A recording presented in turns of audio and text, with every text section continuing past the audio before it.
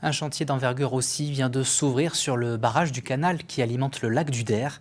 Les ouvriers remplacent un peigne à embâcle, une structure qui permet d'arrêter les troncs d'arbres charriés par le cours d'eau.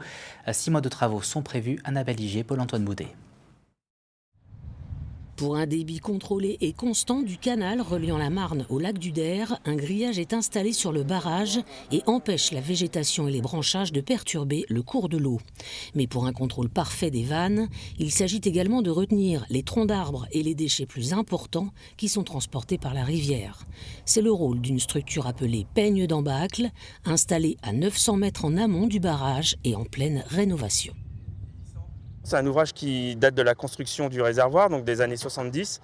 Et donc il était en mauvais état, il y avait des rails qui étaient partis, des rails tordus. Et donc c'était l'occasion de refaire un ouvrage neuf pour repartir sur plusieurs années d'exploitation. Une digue a été construite pour permettre aux engins de chantier de circuler au sec. La structure est ensuite méthodiquement découpée et emballée pour être envoyée dans une société spécialisée dans le désamiantage.